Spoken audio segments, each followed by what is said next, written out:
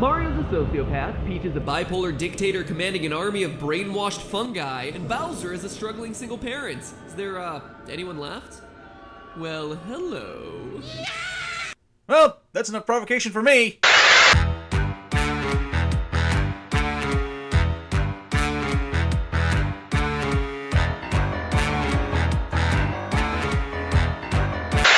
Hello everybody, I'm Skullcommon, but you already knew that, and welcome to Skull Commentaries.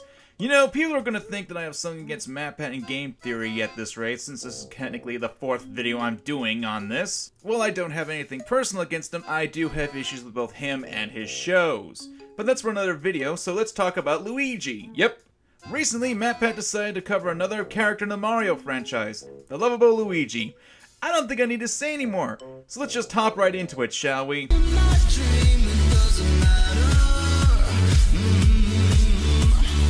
Let's face it, if my Mario theories have shown us anything, it's that Luigi is probably the best of the bunch. Well, that and you have a tendency to be really inconsistent with your evidence, your cherry picking of information, and you straight up lying to your audience at times, but what do I know?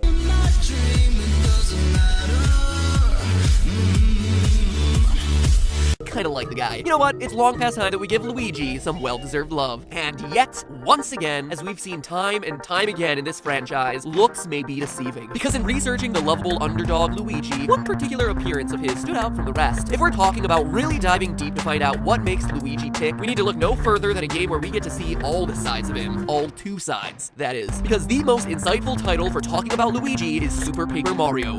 Technically, this is a game that's not part of the main universe and has its own history. One of the biggest factors is the fact that the Paper Mario had a crossover game just last December with the Mario and Luigi franchise, perfectly called the Paper Jam. And in fact, it was Luigi who came across the book containing the Paper Mario universe. Hey, that's what the game synopsis says. So right there is a red flag. Yes, it is a form of Luigi, but the Paper Mario franchise has its own canon, meaning the characters could very well have pasts that are different from other Mario games or have different mindset. Hell, Bowser even goes out of his way to help Mario out in this game too. The first step here is that MatPat should have done is to prove that the Luigi we see in this game is the same in the others. That'd actually be a proper way to describe a long-term loved character.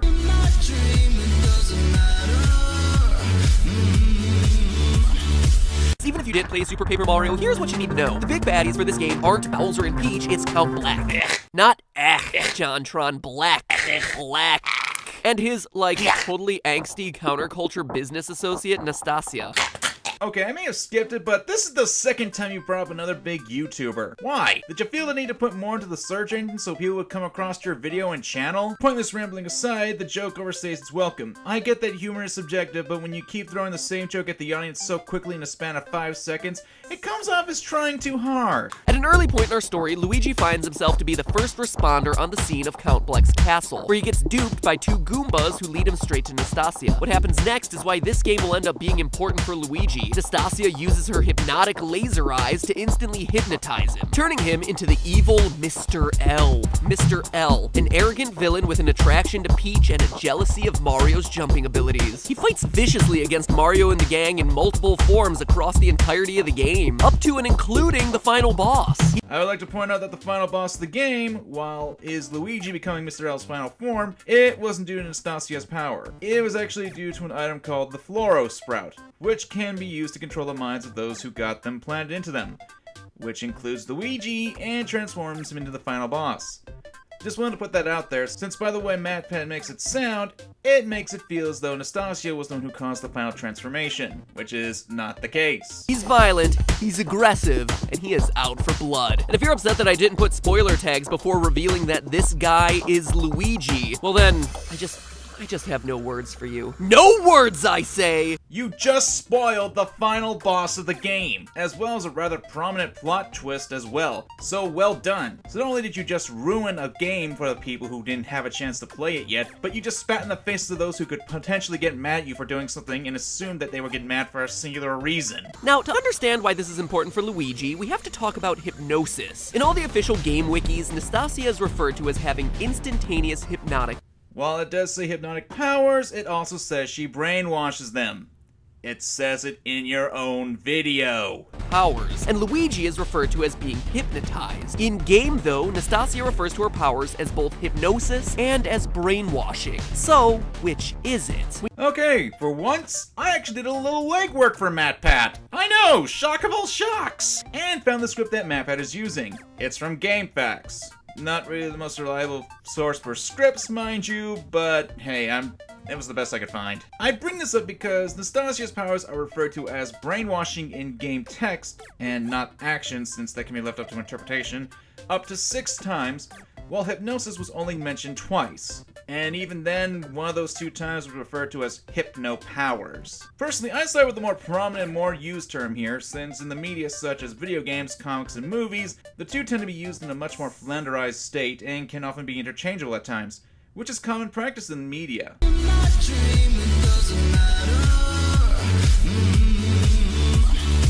As I mentioned, Nastasia herself says that her power is hypnosis. But what does that actually mean? Personally, I always thought that hypnosis was just a magic trick. There are plenty of people out there, though, who practice hypnosis as a profession, and they'll tell you a much different story. According to statistics from the Society of Clinical Hypnosis, hypnosis is a state of selective, focused attention, and about 85% of people can achieve some kind of hypnotic state. But still, this is all just a bunch of malarkey, right? Well, no. Last month, I went to a YouTube event in New York where Jacksepticeye and I happened to win a taco challenge judged by the world-renowned chef, Rachel Ray. Sorry, I had no other opportunity to really brag about that, so I figured I'd shove it in here. Look, as much as I am a fan of Jacksepticeye, could ya please get on with your case?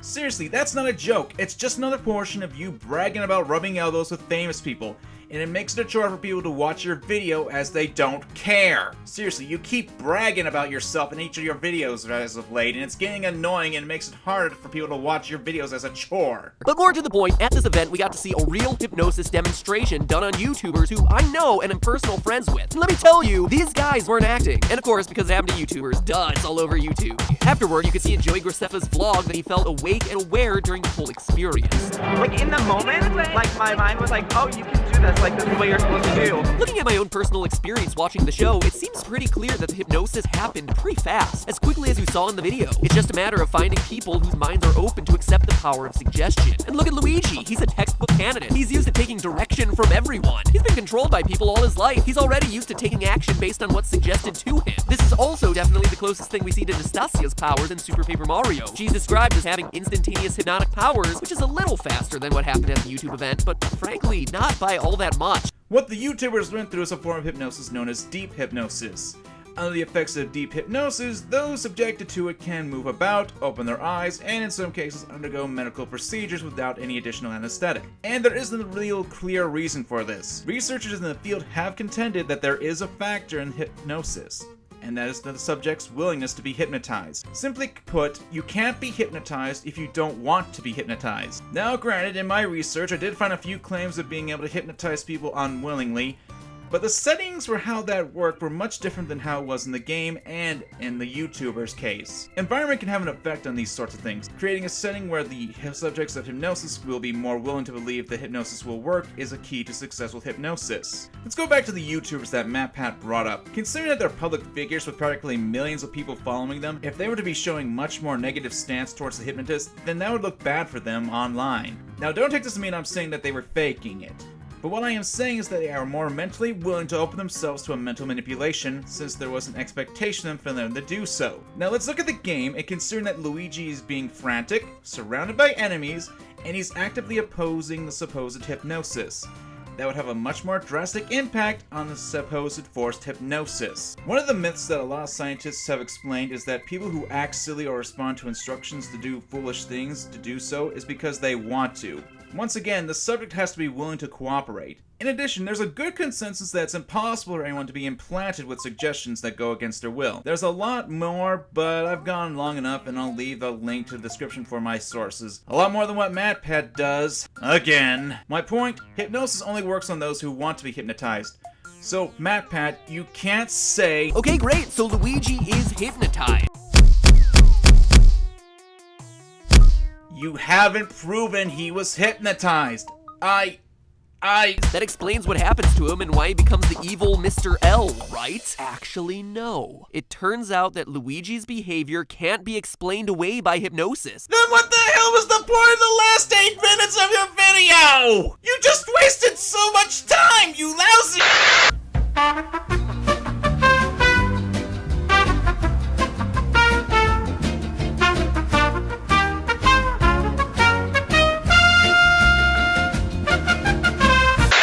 Actually, no. It turns out that Luigi's behavior can't be explained away by hypnosis. Listen to this clip from the beginning of my YouTuber Hypno sesh. Stand straight ahead just for a moment. I'll count to 3, but not before. When I do reach 3, all you have to do is just close your eyes. That's all I'm going to ask you to do. 1, 2, and 3. Close your eyes.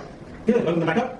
There you go. There's no motion, potion, magic, pixie dust, Harry Potter's not going to run on stage with a magic wand. There is no feeling of hypnosis. All hypnosis feels like is what you imagine it to. In my research, one of the most common questions that hypnotherapists get is, will I be forced to do things that I don't want to do? And the answer that they always give is no. That even if the hypnotherapist wanted to make the patient do something that they wouldn't otherwise do, they wouldn't be able to. Quote, if you hypnotize someone, they'll not do anything against their morals. And here's another quote. No, there's no loss of control. Hypnosis allows clients to be more focused and actually achieve more, not less control. What does that mean for Mr. L and Luigi? Well, considering Luigi has been hypnotized and that those under hypnosis won't break their moral codes, that only leaves one possibility. That Luigi isn't acting against his own will in Super Paper Mario when he becomes Mr. L. When Nastasia hypnotizes him, his morals aren't changing. No.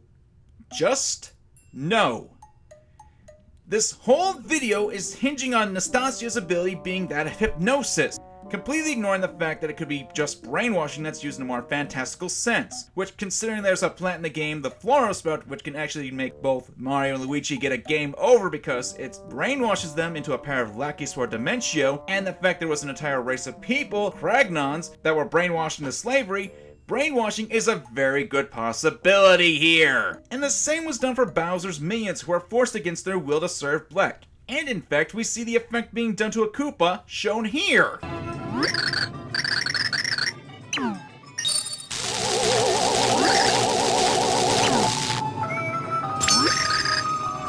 There's obviously something more here than just hypnotism.